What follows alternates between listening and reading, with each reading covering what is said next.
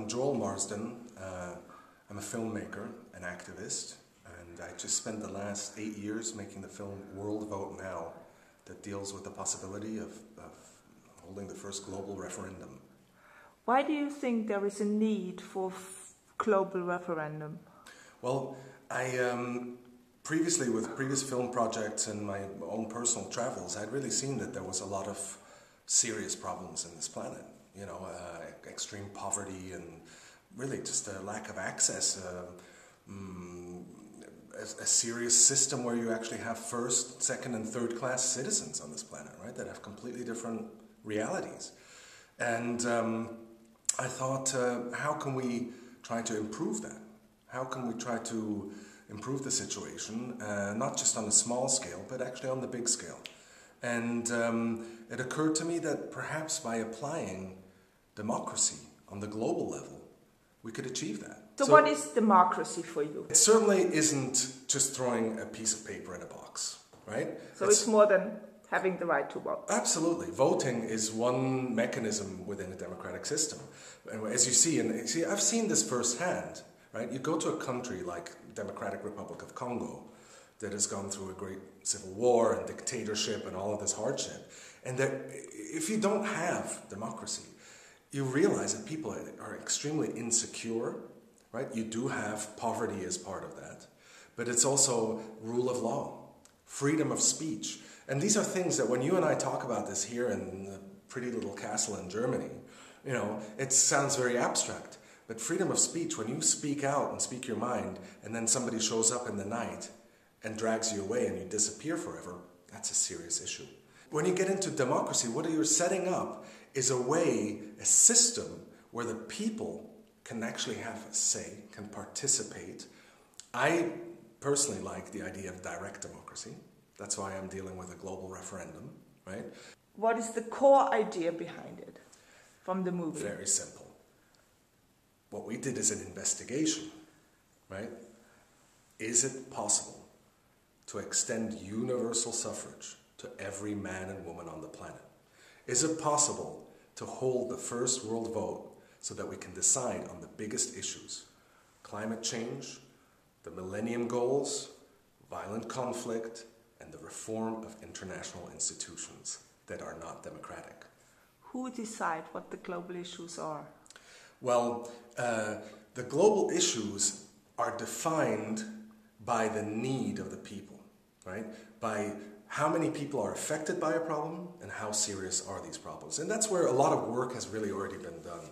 I would say that the Millennium Goals are a relatively good list of basic problems that really affect hundreds of millions, and in some cases billions of people, right? Yeah. And it's that lack of food, medicine, technology, education, climate change is also part of that. So those, I think, should be the priorities. But the questions for the referendum are now going to be defined by the national committees that are joining in this effort to build the world. So there is a chance to have global vote? Indeed, there's not just a chance. I mean, here's the interesting thing. The film World Vote Now is an 8-year investigation to see if it is possible to hold a global referendum. We went to 26 countries, spread out over all the regions of the planet. And we tried out also physical tests. So we built, for instance, for the regions that have zero connectivity, we built a satellite voting machine that works anywhere on the planet. We also held an e-voting simulation. So we tried to see how far does the internet reach. And we were able to register participants in 190 countries and territories. Right? The only people that couldn't take part in this were the people of North Korea, because there's just no internet. So that's what World Vote Now, the research and the film is.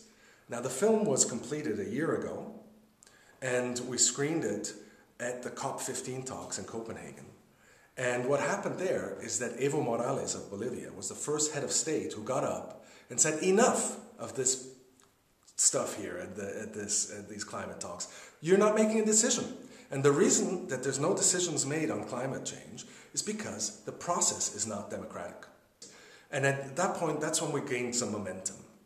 We were invited to show the film inside the European Parliament. Very good discussion there, where people clearly see a need for a global democracy, because you're already dealing there with a transnational democracy, right? Then, after that, we were invited to the World People's Summit in Bolivia. What you had there is, it's sort of like a World Social Forum setting, right? NGOs from around the world, some government actors as well. Literally people from 140 countries were present. And there was a declaration that we indeed are going to go ahead and organize this global referendum. So how are you planning to set up these national committees? Or these well, it's the kind of thing that each organization or individual basically volunteers to be part of this.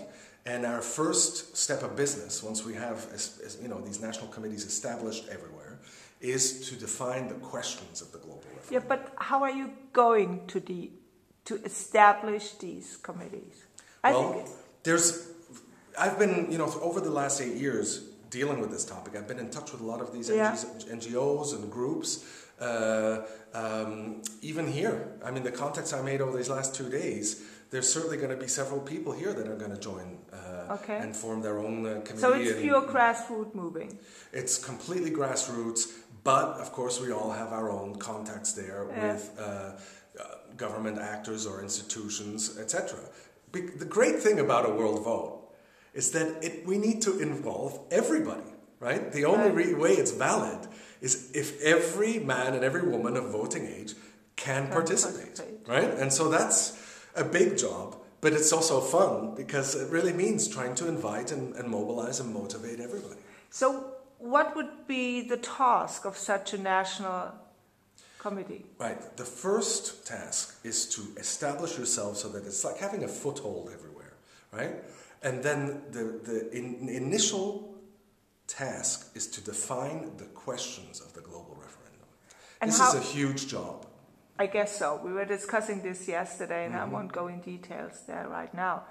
But what is your plan? How should people vote?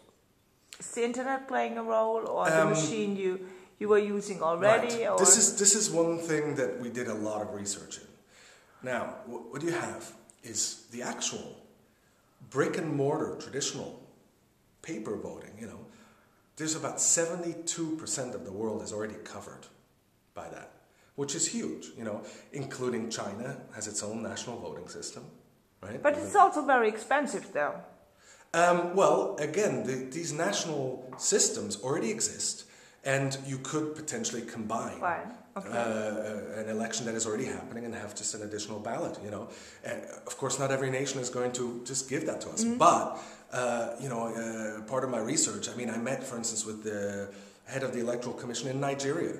And they have already volunteered that we can use their system. And that's the most populous country in Africa, Same with India.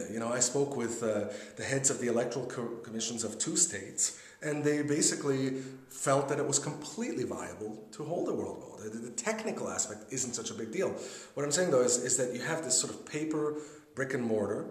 Then you have some sort of new technology aspects. The internet is not the safest way to hold an election, but there are ways to use the internet, especially to build out a global voting system and network. And you could, for instance, I would say the developed countries in the north, you could very easily, like for instance, you don't need to have the approval of every European country to hold, a world vote. That you could use the internet in many places and really include a lot of people. And then the third aspect are the places that don't have any access whatsoever.